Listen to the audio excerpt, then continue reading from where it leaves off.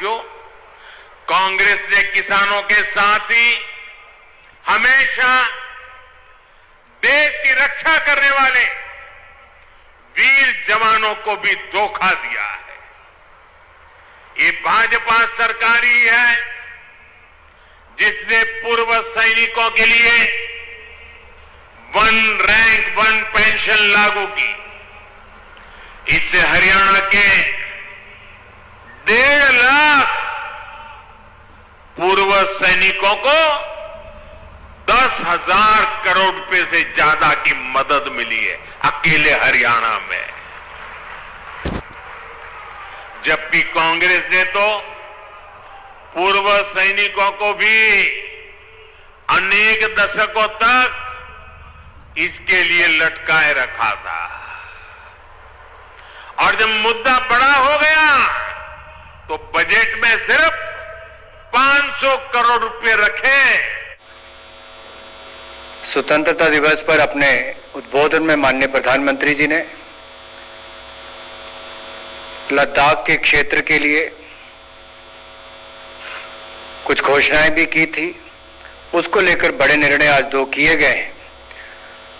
तो केंद्र शासित प्रदेश लद्दाख में 750 करोड़ रुपए की लागत से सेंट्रल यूनिवर्सिटी की स्थापना की जाएगी।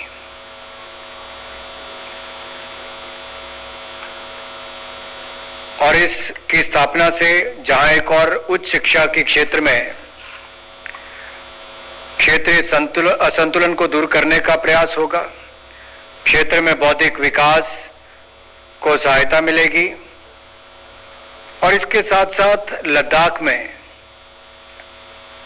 सेंट्रल यूनिवर्सिटी की स्थापना से उच्च शिक्षा का प्रसार होगा, छात्रों को उच्च शिक्षा के अधिक अवसर मिलेंगे। ये सेंट्रल यूनिवर्सिटी वहां पर अन्य शिक्षण संस्थानों के लिए भी एक मॉडल का कार्य करेगी। वहां उच्च शिक्षा की क्वालिटी में सुधार होगा। इससे लद्दाख क्षेत्र के सर्वांगीण विकास में भी सहायता मिलेगी। इस यूनिवर्सिटी का ज्यूरिसडिक्शन जो है वो पूरा लद्दाख का क्षेत्र होगा। लेह, कारगिल वगैरह सारे क्षेत्र इसमें आएंगे। और इस बात पर मैं थोड़ा बल इसलिए बैकग्राउंड में जाना चाहता हूं कि जब J&K रीऑर्गेनाइजेशन एक्ट 2019 में तत्कालीन जम्मू कश्मीर के राज्य में लेह और कारगिल को मिलाकर यूनियन टेरिटरी ऑफ लद्दाख को सृजन किया गया था और उस समय तत्कालीन J&K में जम्मू सेंट्रल यूनिवर्सिटी थी, कश्मीर सेंट्रल यूनिवर्सिटी थी। तो ये जो सारा क्षेत्र लेह, कारगिल, लद्दाख का है, ये यूनियन टेरिटरी ऑफ लद्दाख बनने के बाद इसमें उस तरह के शिक्षण संस्थान की भारी कमी थी। तो 750 करोड़ की लागत से central university union territory of Ladakh में स्थापित की जाएगी, जिसमें लेह, कारगिल वाले सारा क्षेत्र जितना है वो इसके अंतर्गत आएगा। दूसरा बड़ा निर्णय जो है,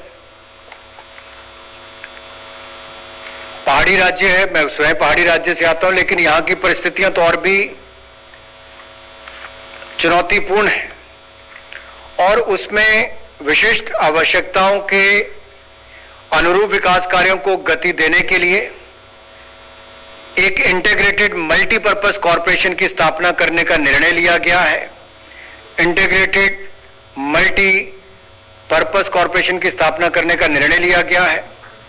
यह कॉरपोरेशन लद्दाख में उद्योग, पर्यटन, परिवहन सुविधाओं के विकास और स्थानीय उत्पादों और हस्तशिल्प की मार्केटिंग जैसे महत्वपूर्ण कार्य करेगा। यह कॉरपोरेशन इंफ्रास्ट्रक्चर में के निर्माण में भी एक सहायता उपलब्ध करवाएगा और एक कॉरपोरेशन इंफ्रास्ट्रक्चर के निर्माण के लिए लद्दाख की मुख्य कंस्ट्रक्शन एजेंसी के रूप में भी कार्य करेगा। इससे वहां पर विकासात्मक कार्यों को बल मिलेगा, गति मिलेगी। इसका जो गठन होगा, जो स्थापना होगी, इस कॉरपोरेशन को कंपनीज एक्ट के अंतर्गत गठित किया जाएगा। ऑथराइज शेयर कैपिटल इसकी 25 करोड़ होगी और जो सालाना व्यय इसके ऊपर होगा वो लगभग 2 करोड़ 42 लाख रुपया होगा।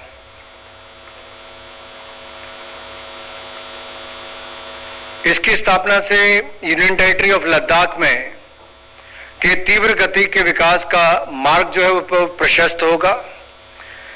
केंद्र शासित प्रदेश लद्दाख का समावेशी और एकीकृत विकास हो, इसी मंशा से इसको माननीय प्रधानमंत्री जी के नेतृत्व में मंजूरी मिली।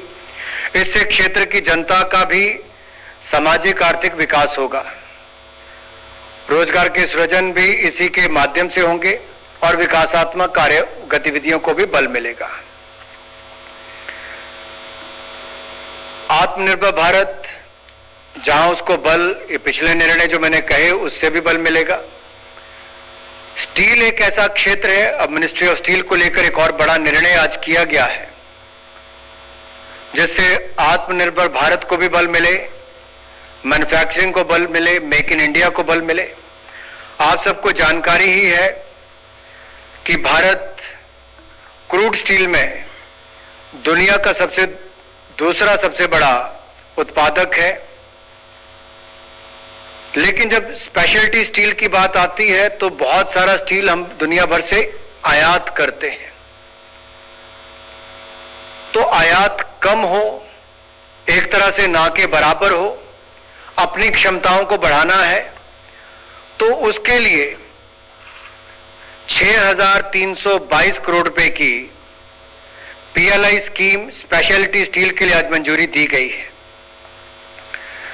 तो speciality steel production link incentive scheme के अंतर्गत लाकर इसको 6,322 करोड़ रुपए की आज मंजूरी दी गई है।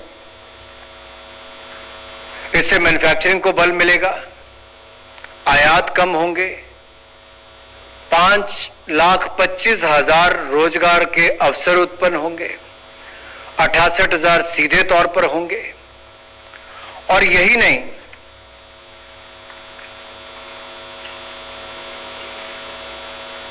जहां इंपोर्ट कम होने के साथ साथ एंड टू एंड मैन्युफैक्चरिंग को भी इससे बल मिलेगा। कुल मिलाकर 39,625 करोड़ रुपए का निवेश आकर्षित होगा।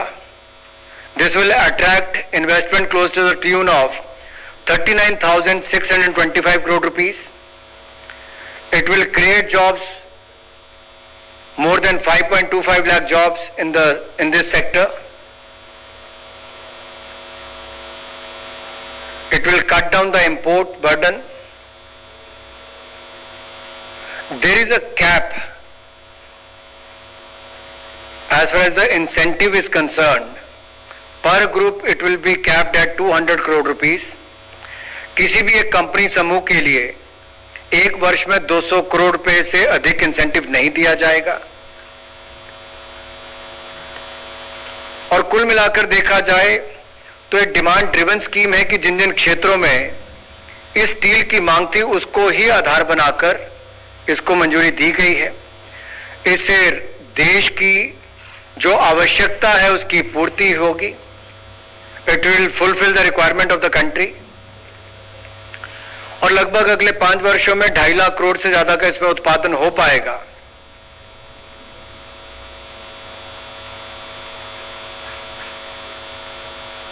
इससे हमारे एक्सपोर्ट को भी बल मिलेगा, निर्यात को भी बल मिलेगा। ना केवल इससे देश की आपूर्ति होगी बल्कि निर्यात करने के भी अवसर मिलेंगे।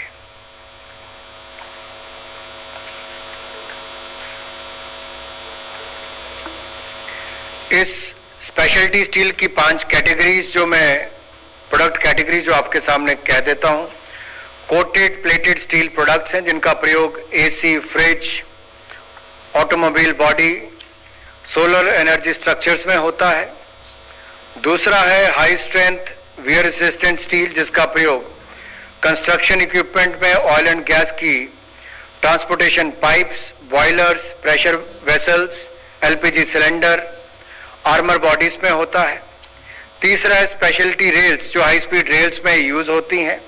चौथा है ऑयल्स, अलॉय स्टील प्रोडक्ट्स और स्टील वायर्स जिनका प्रयोग क्रैंकशाफ्ट, वॉल्स, बॉल बेयरिंग या गाड़ियों के टायर के लिए होता, टायर ट्रेड्स के लिए होता है। पांचवा है इलेक्ट्रिकल स्टील, जो कि आपके ट्रांसफार्मर या इलेक्ट्रिक मोटर्स में प्रयोग किया जाता है। ये विभिन्न कैटेगरी के लिए पूंजी निवेश और उत्पादन में वृद्धि के अलग अलग लक्ष्य होंगे और चयनित कंपनियों को विभाग के साथ एक मेमोरेंडम ऑफ अंडरस्टैंडिंग करना होगा और पूंजी निवेश और उत्पादन में बढ़ोतरी और दोनों लक्ष्य को प्राप्त करना होगा। इस योजना से जहां एक और 6,322 करोड़ रुपया स्पेशलिटी स्टील के प्रोडक्शन लिंक इंसेंटिव स्कीम के अंतर्गत दिया जाएगा अगले 5 वर्षों में, वहीं पर जैसा मैंने आपको कहा लगभग 40,000 करोड़ रुपए का इसमें निवेश भी आएगा। 5.25 लाख लोगों को रोजगार के अवसर भी मिलेंगे। धन्यवाद। Thank you, sir. We will now take a few questions related to cabinet decisions. Number 16.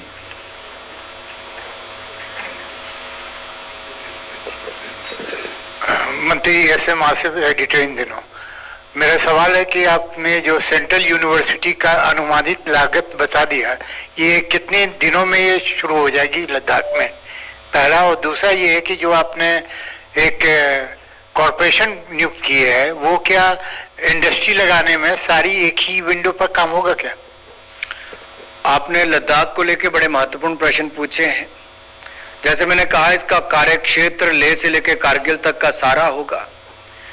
University का पहला चरण पहले 4 वर्षों में पूरा कर लिया जाएगा। और जैसा आपने जम्मू सेंट्रल यूनिवर्सिटी और कश्मीर सेंट्रल यूनिवर्सिटी में भी देखा होगा कि जब तक भवन बनता है, या मेरे यहाँ पर सेंट्रल यूनिवर्सिटी जो है उसमें भी भवन बाद में बनना भी शुरू होता है, उससे पहले क्लासेस शुरू हो जाती, तो बच्चों को अवसर मिलते हैं। एक तो वो इसमें देखा जाएगा उन सबको, और पहला चरण पहले 4 वर्षों में पूरा हो जाएगा। दूसरा जो आपने कहा है, कॉरपोरेशन बनाने की जरूरत क्यों पड़ी इंटीग्रेटेड इंफ्रास्ट्रक्चर डेवलपमेंट के लिए, क्योंकि पहाड़ी राज्यों की एक अपनी परिस्थितियां रहती हैं। वहां का जो मौसम के कारण, स्थानीय परिस्थितियों के कारण, फैलावट के कारण, कम जनसंख्या के कारण भी वहां पर अवसर भी कम होते और काम करने के दिन भी कम होते हैं। अब जो बड़ी कॉरपोरेशन थी वो जम्मू कश्मीर में थी, तो वहीं पर रह गई। यूनियन टेरिटरी ऑफ लद्दाख बनने के बाद इसकी बहुत आवश्यकता थी, ताकि वहां में स्वरोजगार के अवसर भी मिल सके और वहां के विकास को गति दी जा सके। तो वहां पर विकास को गति देने के लिए इसका गठन किया जा रहा है, इससे उसको बल मिलेगा। 54. सर, प्रशांत हूँ, एबीपी न्यूज से। कैबिनेट से जो तो जुड़ा सवाल नहीं है। कांग्रेस ने आरोप लगाया है कि जो दैनिक भास्कर ग्रुप पे छापा पड़ा है इनकम टैक्स का, वो लोकतंत्र की आवाज दबाने की कोशिश है।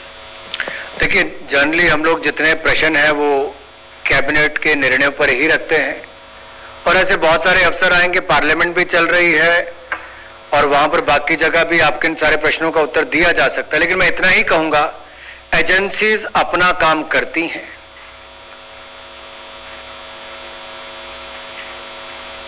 उस पर हमारा कोई दखलंदाजी नहीं होती। और दूसरा मैं इतना ही कहना चाहता हूं, पूरी जानकारी जरूर लेनी चाहिए।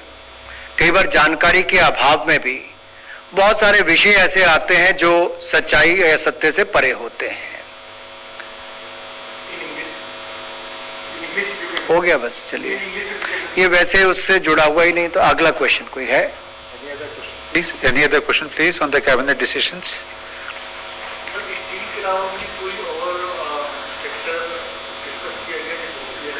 मैं धन्यवादी हूं, आपने प्रश्न पूछा। जैसा आपने देखा, प्रोडक्शन लिंक इंसेंटिव स्कीम पहले 3 ऐसे क्षेत्रों के लिए शुरू की गई थी।